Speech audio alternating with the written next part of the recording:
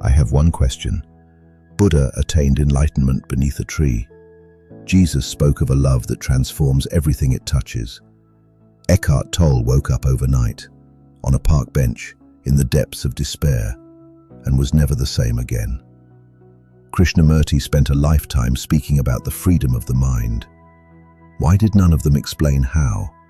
Not philosophically, not poetically, not symbolically. How? Step by step. The mechanism. I asked myself this question for 30 years.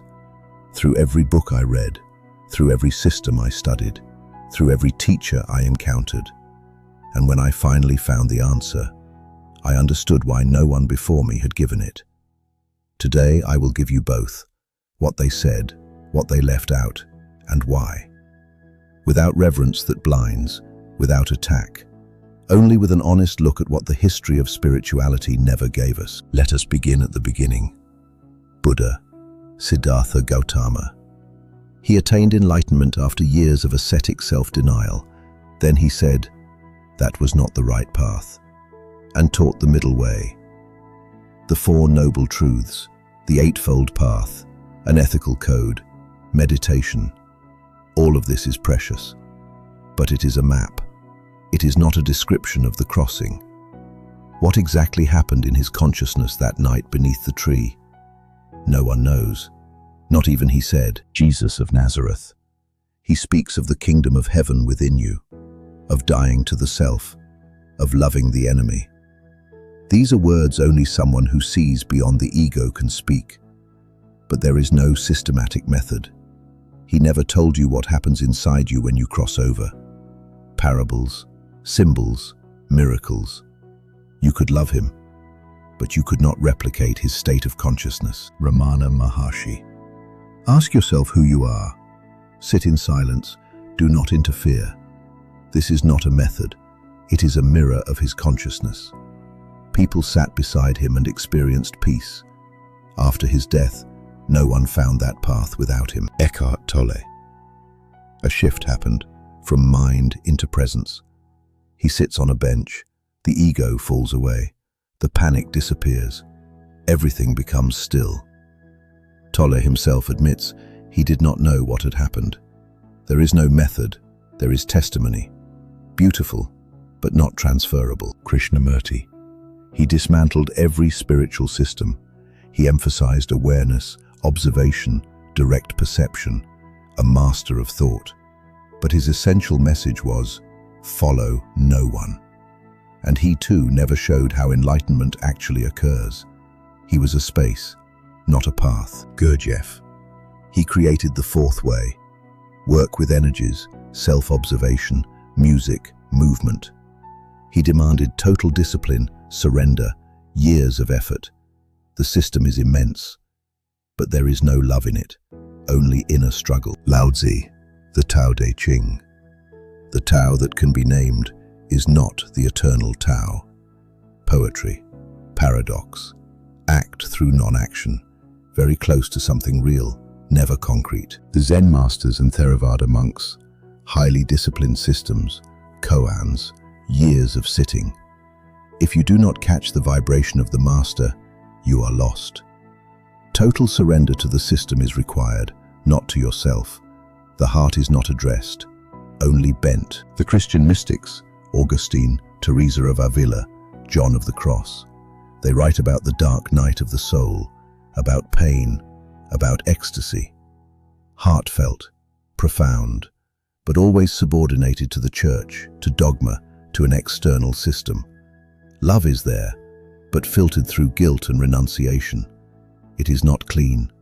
It is beautiful, but it carries the weight of the cross. Rumi, Kabir, Hafiz, mystical poets, words burning with presence. No practice, no how, only what. If you are already there, it strikes you like lightning. If you are not, you are only reading poetry. So close to the center, and yet, never a map. All of them were real. All of them experienced what they spoke of. All of them saw, and all of them stopped at the same threshold. They described what it is like to be on the other side. They did not say how to get there. And now the question I carried for 30 years. Why didn't they say how? I could not believe it was coincidence. And it was not. There are 3 reasons. Reason 1, because they could not explain what had happened.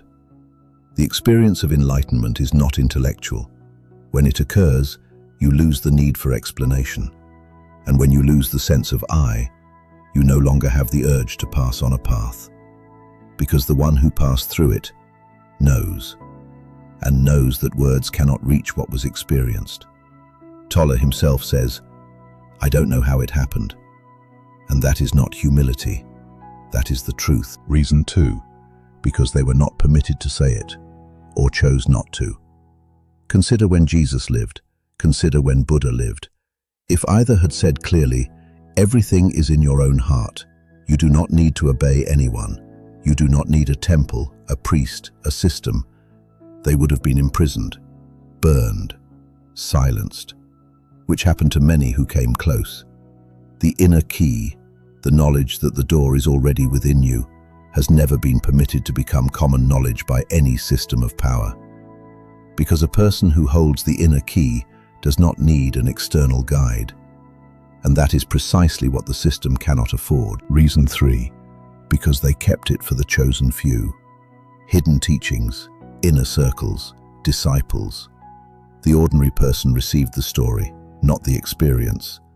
The elite received the key, the masses received the mythology.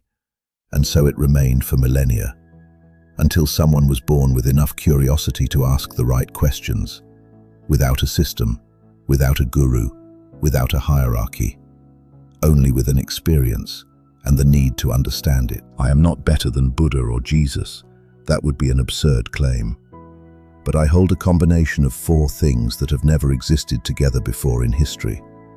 1, the experience of breakthrough, not read, not theorized, lived, in the body, in April 1991. 2, an understanding of the mechanism of the subconscious. Because I had studied hypnosis systematically from childhood, I had the tool with which to understand my own experience. 3, the pandemic as laboratory. When I witnessed mass hypnosis working on millions in real time, I finally understood, looking back, what had happened to me 30 years earlier, and why it worked. 4, a language for transmission. None of the above is useful if you cannot pass it on. Buddha had the experience. He did not have the language. This is what is in the book. Not a new religion, not a new guru, not a new system, a formula, a mechanism, a protocol that anyone can replicate, without a guide, without a system, without years of practice, because the door was always there. No one simply told you where the lock was. When I read all of these teachers, the sutras of Buddha, the Gospels, Krishnamurti, Tolle, the mystics of every tradition, I felt respect. All of them went through it. All of them saw. And all of them stopped at the same threshold, at the question of how to say it in a way that every ordinary person could understand and experience. This book is my attempt to answer that question. It is not perfect. It is not final. But it is honest. And it is concrete. And what is in it is not mine. It belongs to all of them. It is present in every tradition, in every teacher who ever spoke of awakening. I am only the one who wrote it down in a way that requires no faith, because you can verify this for yourself, in yourself, right now. The link is below. And if you have not yet watched the previous videos in this series, begin with video number 1. Each one builds on the last. Together they form a single, complete answer to the question I asked for 30 years.